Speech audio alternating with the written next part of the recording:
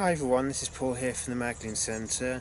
Today I'm doing the astrology report for the Sun's transit through Cancer, which begins at the summer solstice on the 21st of June and finishes on the 23rd of July when the Sun moves into his home sign of Leo. Now we're outlining some of the key aspects taking place during the Sun's transit, along with the themes that will unfold with the Sun's passage through Cancer. Before I do that, I just want to clarify, as I always do, that the astrology doesn't control our lives. It gives us a framework to help us understand what is unfolding around us, what kind of lessons are there for us to learn along with the opportunities for growth.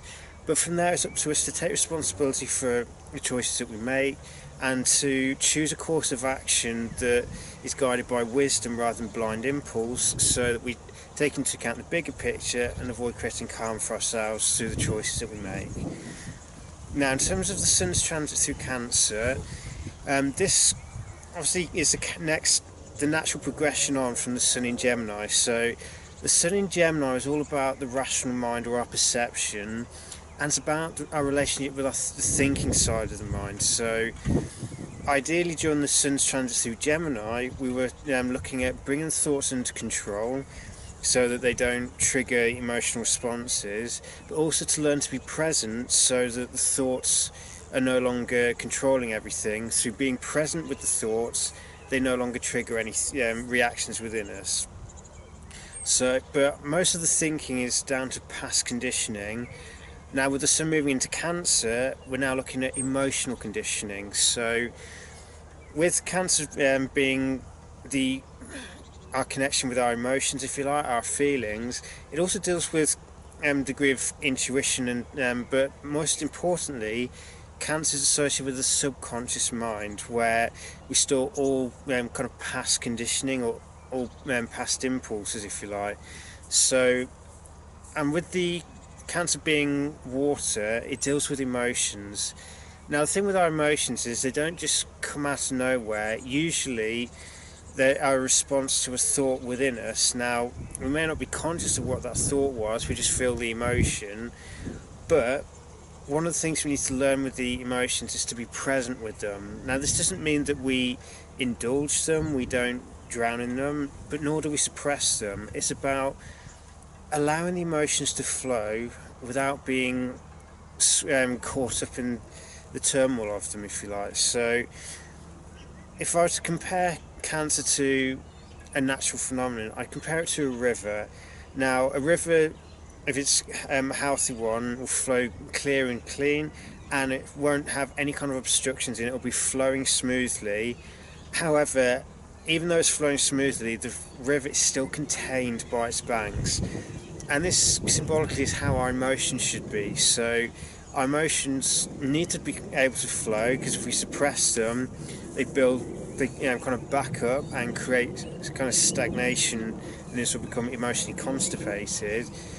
But equally, we don't want to have a flood of them to the point where we're kind of drowning in our own emotional responses and don't know how to react to them. So one of the things that we need to learn to do is to allow the emotions to flow, but imagine we're standing on the bank of the river observing them. So we can be present with the emotions, we can observe them flowing past us or flowing through us, but not really triggering any kind of responses, or not really trigger any subconscious issues. And whenever something does kind of arise in the emotions, it's be present with it, acknowledge it, but let it flow on past, rather than jumping in and trying to wrestle with it and creating all kinds of stress for ourselves we don't need. Now, so with the Sun's passage through Cancer, this is our opportunity to explore the subconscious mind, to allow the Sun's rays to illuminate the subconscious mind and allow us to recognise where we're still reacting to events from subconscious programming, and instead learn to take a step back and light with the thoughts, breathe and become present, and allow the feeling to pass through, accept it, no matter whether it's a pleasant emotion or one that feels unpleasant to us. It's to be present with it and allow it to flow past, and that way we don't create suffering for ourselves, and we also start to clear out old emotional program or hardwiring that doesn't serve us anymore. Cancer has a strong association with the past. It's like the repository of all emotional programming based on often stuff that's happened in the distant past. A lot of it may be pre-verbal, so we don't actually remember the event, but certain impulses or certain patterns are implanted in the mind, and these are patterns that we have to let go of in order to be present with our lives. So with cancer, it's learning to let go of our past and recognise that who we are is not necessarily where we've come from. It's not our past or our history, whatever term you want to use, but who we are, we can only really experience that in the present moment, which also requires we overcome any tendency to try and bury emotions or suppress them. It's about recognising that the emotions reflect what's going on in the subconscious mind to some extent, but if we're taking the observer or the witness consciousness position, the emotions no longer create suffering for ourselves. They no longer drag us off centre, and we reach that place of inner peace and serenity where we're no longer at the whim of emotional responses. We're no longer at the whim of our own mental patterns that trigger the emotions. We're now free to be in the present moment, to experience emotions at the same time, but recognise the fact that we are not our emotions. They're a part of what makes us human, but they're not actually part of our identity. They're just one aspect of experiencing living. So the more we can be present with the emotions through observing them rather than reacting to them or allowing them to spiral out of control, the more they can flow smoothly, and whatever emotional dross is currently in the psyche can be released. It can be allowed to flow down the river, as it were, and allow the mind to clear, so that over time, if the river is clogged up with old emotional junk, as we allow it to flow rather than trying to dam the river or control it, whatever stuff is in the psyche can naturally be let go of as it flows through the channel, and from there we can live more in the present, less encumbered by our pasts, because we're no longer trying to base everything on what we've experienced in the past. It's no longer based on our programming, it's based on who we are. Now, in terms of the aspects to the Sun during this period, and the first lot will be on the 27th, so we've got two here. The Sun will be sextile to Uranus and square to Chiron. So the sextile between the Sun and Uranus gives us an opportunity to kind of embrace change and allow that kind of awakening energy of Uranus to aid with awakening to the fact that we're not our emotions. So it allows us to try and see things from a more collective perspective, and it's about, because one of the things Cancer also deals with is a sense of belonging and that sense of home and rootedness. Now, obviously we look to home in our physical environment through houses, but what it really means is to be at home with ourselves, to be comfortable in our own skin, to feel comfortable being who we are, being present in our lives. And it's not being dependent on other people's nurturing, it's having that capacity to take care of ourselves, to nurture ourselves in whatever way we need at the time, and being present in ourselves and loving ourselves enough that we no longer depend on other people for nurturing, but we're also able to receive nurturing off other people if they want to give it to us. So Uranus, in some respects, over in Taurus, is all about the self-worth side of things, but with the sextile to the Sun, it gives us an opportunity to transform the sense of self-identity through receiving information through the higher mind and seeking to expand our level of awareness to the collective level and not just personal. We also have the square to Chiron in Aries, so this square highlights the need to recognise where the emotional program is based on a wound to the ego, where we may have lived our lives uttering or using negative words after this statement, I am, because I am is an identity statement. Whatever words we use after it will have a significant impact on how we see ourselves and how the world affirms our identity for life. So if we're always using disempowering words, we'll always continue to play small, and we'll continue to have that perspective reinforced, because if we're saying we're this thing, then the world around it will reflect it back to us. If, on the other hand, we seek to heal it through letting go of the negative self-talk and the negative labels, and seek or to move beyond labels altogether, and believe that in ourselves that we have the capacity to initiate new beginnings where needed, and to have the capacity to embrace that pioneering spirit which is required to face the discomfort of change, then we empower ourselves a lot more going forward. The next date will be on the 2nd of July. This will be the solar eclipse in Cancer, so we'll already be feeling the eclipse window starting to build up about a week beforehand. But with the solar eclipse in Cancer, this opens the eclipse window, which will then close with the lunar eclipse in Capricorn on the 16th. But the solar eclipse in Cancer is about learning to have a nurturing presence with other people, to not take other people's actions or reactivity personally. So it's having sufficient detachment so we don't get caught up in other people's drama and other people's issues. And it's also one of the things we need to be mindful of, because Cancer is all about nurturing, but it's important that we don't try to rescue other people in the process. It's important that if someone's going through a hard time, it may be that they need to go through it at this point because it will help them to understand something that's been pressing on their minds but they haven't got an answer yet.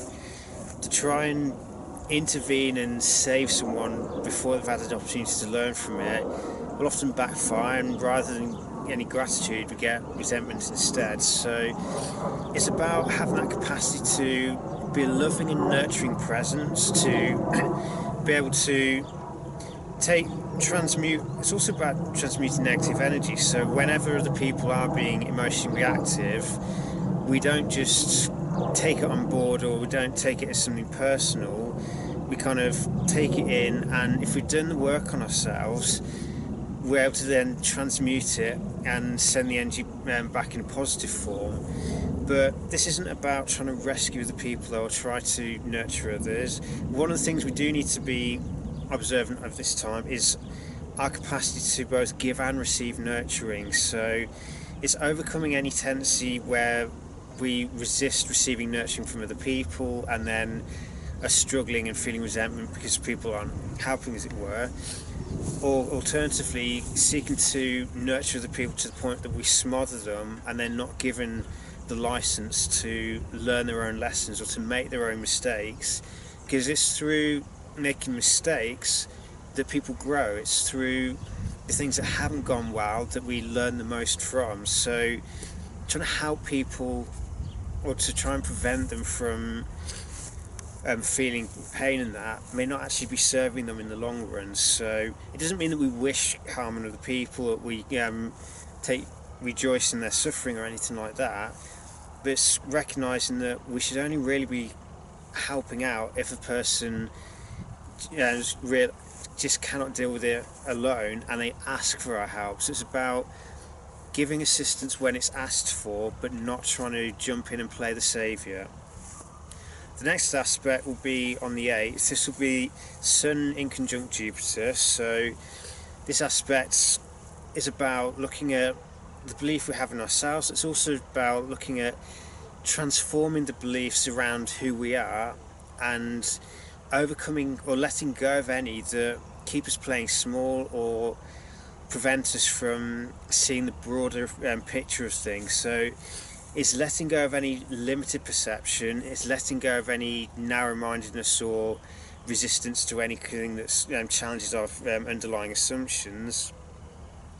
And it's about having that faith in oneself to achieve the goals that we want to achieve, provided of course it's done from a higher understanding. So we're not just pursuing egoic goals here, we're pursuing goals that will allow us to discover new aspects of ourselves and will also allow us to expand our horizons through seeking to embrace experiences which challenge our understandings and allow us to embrace more empowering belief systems that allow us to shine our true selves rather than operating from the ego. The next day, the Sun will be opposite to Saturn retrograde.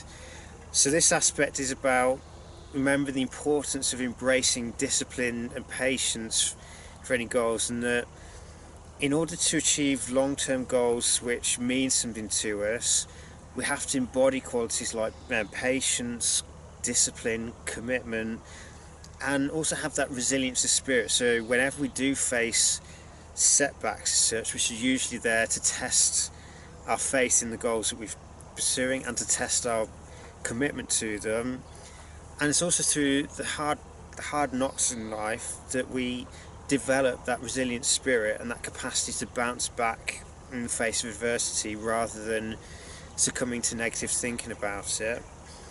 The day after that, the Sun will be exactly conjunct the North Node in Cancer, so this aspect gives us an opportunity to embody the lessons of the North Node, like embracing empathy and compassion towards others, about being in touch with our own feelings. It's about building the foundations that we want to create for ourselves rather than pursuing goals that are designed purely to gain respect of other people. And it's about having more humility and empathy, both towards ourselves and other people, so that we don't engage in any kind of elitist attitudes. So this is an aspect that gives us an opportunity to try and embody the lessons of the North Node. But obviously it's up to us whether we actually do that or not. And then after that, so on the 11th, the Sun will be trying to Neptune in Pisces. So Neptune will be retrograde right now, and this aspect may well be the one that allows us to more readily feel Neptune turning retrograde, because Neptune retrograde starts before the Sun's passage into Cancer, but sometimes we don't necessarily feel it straight away. It's only when the Sun or the Moon connects directly with Neptune that we feel it more acutely. So with the Sun trine to Neptune and Neptune being retrograde in Pisces, this gives us an opportunity to dissolve the layers of the self that are based on past conditioning or that are tied up with the ego's definition of who we are.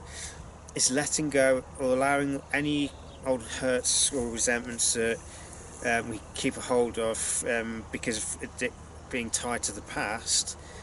It's dissolving them through that unconditional love and compassion that the highest manifestation of Pisces embodies. It's embracing that unconditional love into our sense of self and dissolving any past attachments that keep us playing small or keep us stuck in the ego, rather than dissolving the ego and moving to a resonance with the true self. On the 14th, the Sun will be opposed to Pluto retrograde. So this is the midpoint of Pluto's retrograde, and this gives us an opportunity to face our own shadow and recognise where we have hidden power drives or hidden desires for control over other people, or where the legacies that we're trying to pursue or trying to create for ourselves, or the long-term goals that we're pursuing, aren't actually aligned with who we are.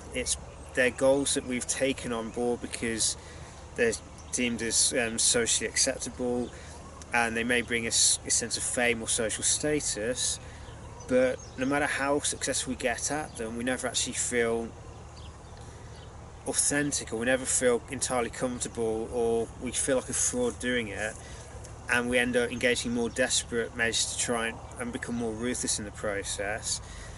So this is an opportunity to be honest with ourselves about whether we're being true to who we are in the goals that we pursue, or if we've succumbed to the pressure from the status quo to pursue a goal that is deemed socially acceptable, rather than a goal that will allow us to express our authentic selves and will empower ourselves to achieve true freedom through 100% personal responsibility.